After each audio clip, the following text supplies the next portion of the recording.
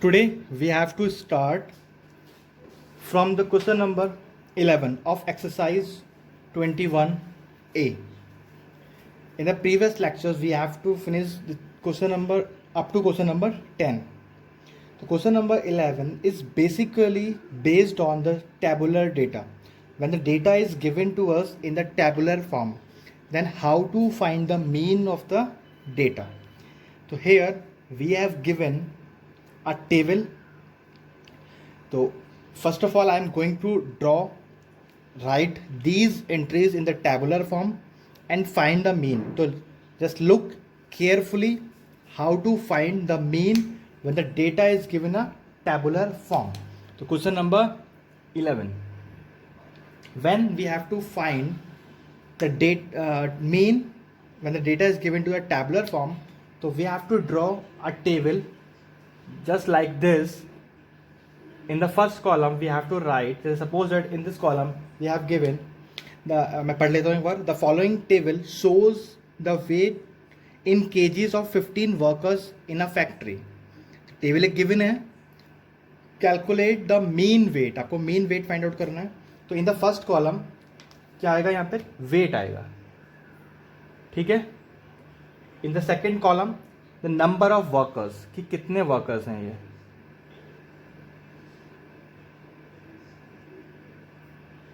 ठीक है. ये हो गई हमारी table. Before starting this we just want to know कि हम समझ लेते हैं कि what is the formula to find the mean when the data is given a tabular form. मैं आपको बता चुका हूं.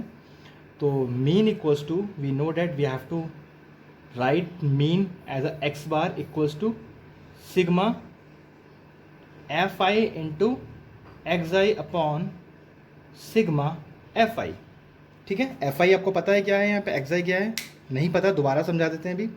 Sigma, this is a symbol of sigma. Sigma means होता है summation, it means sum. When we are going to add any number we have to write this symbol in the front of that number, मतलब ये इसका सम है. अगर आपने computer का use करते हैं, कंप्यूटर पढ़ते हैं, उसमें जो एक्सेल की सीट्स हम बनाते हैं, जब हम सम करते हैं सारे नंबर्स को, किसी टेबल को सम करते हैं, तो उसमें ये वाला सिंबल यूज़ होता है. नाउ वेट, वेट है हमारे पास पहला in kgs 60 kg, second 63 kg, next 66 kg, 72 kg and 75 kg, ठीक है. हमारा नंबर ऑफ वर्कर्स, ऐसे 4 वर्कर्स हैं which having 60 kg weight. 63 kg weights के 5 वर्कर्स हैं, 66 kg के 3 वर्कर्स हैं, 72 kg का 1 वर्कर एंड 75 kg के 2 वर्कर्स आर देयर. तो ये पूरे 15 वर्कर्स आर देयर, ठीक है. अब now what is f i x i और एफ आई एक्स आई क्या होता है, एफ आई क्या है, एक्स आई क्या है, f i into x i क्या है. तो the weight represent shows as x i, इसको हम एक्स आई बोलते हैं.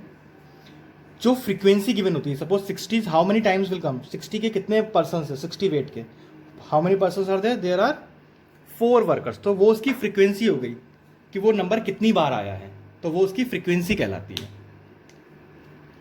तो इसको हम रिप्रेजेंट करते हैं एफ आई से, ठीक है. कहीं कहीं एफ भी लिखा होता है, एफ वी एक्स, ठीक है. इस तरीके से रिप्रेजेंट करते हैं. Now in the last column we have to write the product of both the numbers, f i into x i, दोनों नंबर्स का product we have to write in the last column. Book में हमें खाली ये 2 given है, ये हमने solve करना है.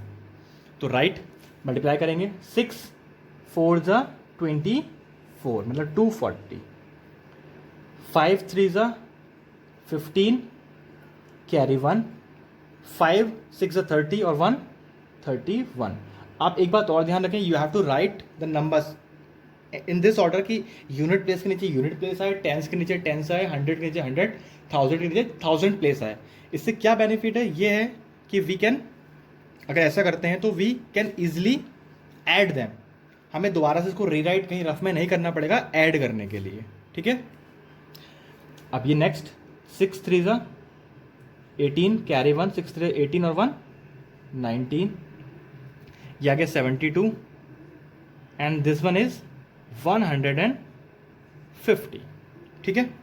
नाउ अब ये वैल्यूज़ कहाँ से आएंगी? तो एक लास्ट में यहाँ पे लिखा जाएगा total of the numbers, total क्या आएगा इन सबका। तो मैं यहाँ पे ऐड करूँगा सभी को, ये लाइक दिस।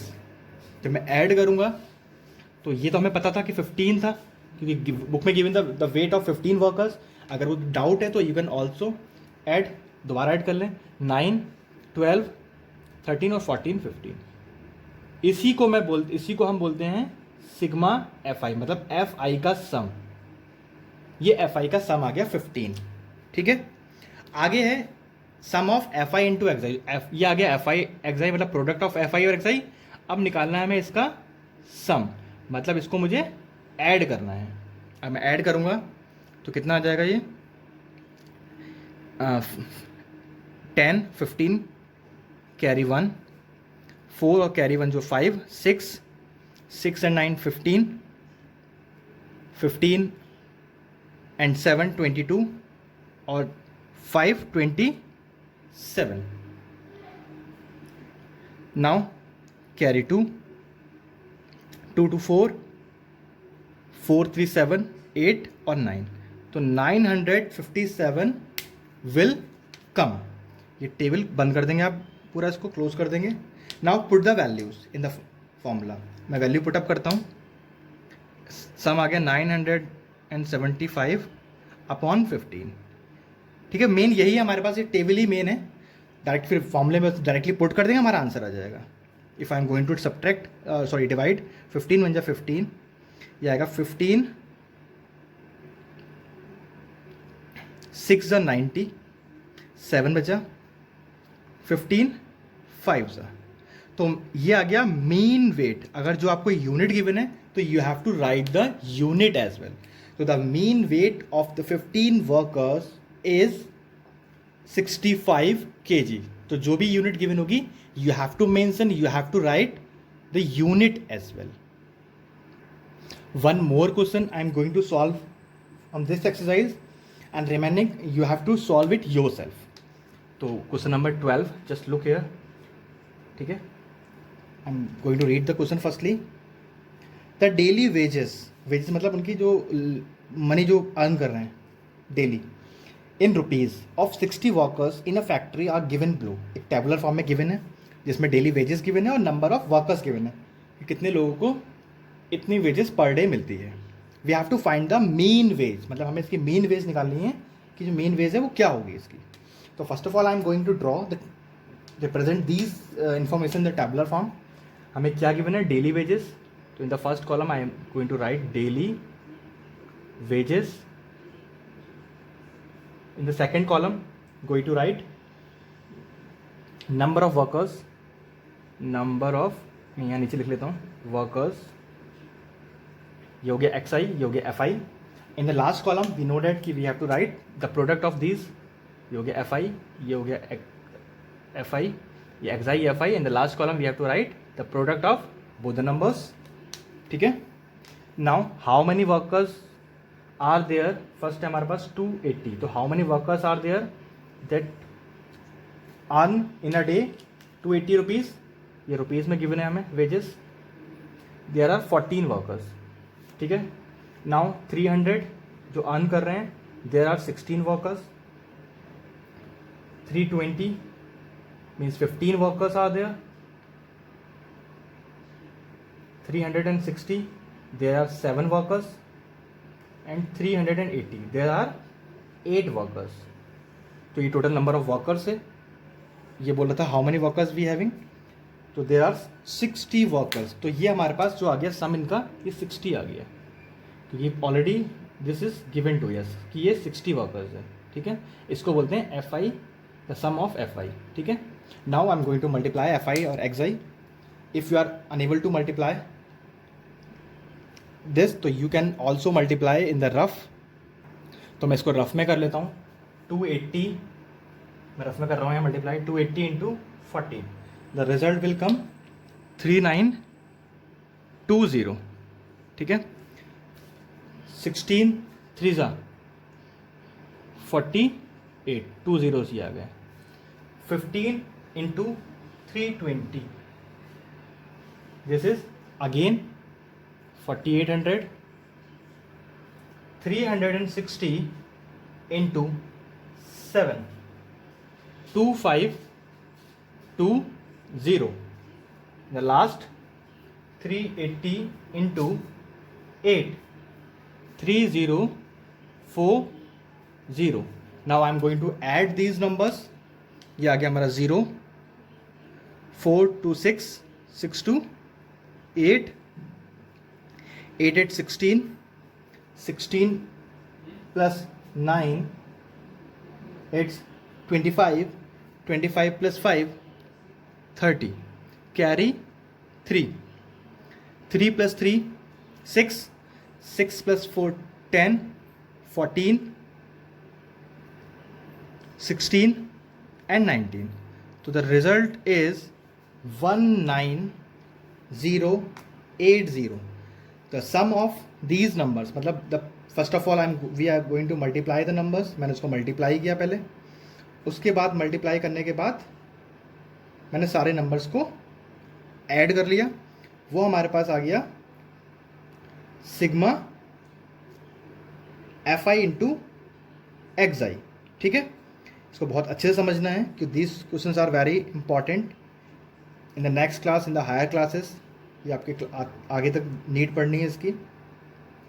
तो 19080 is the sum of sigma fi.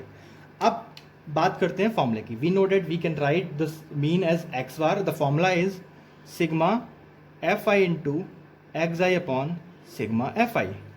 अब now just directly put the values. आपको क्या करना है, डायरेक्टली वैल्यूज पुट अप कर देनी है.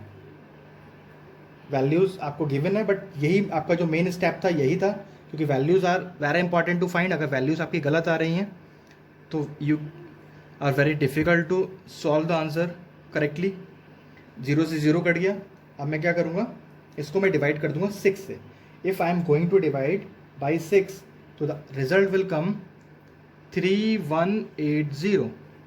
और ये रुपीज़ में गिवन था, वेजेस था, तो we can write the unit as well. तो the mean wage of the workers is 3180. So this is the question number 12 of your exercise 21A. Hope all you understand this question, this query.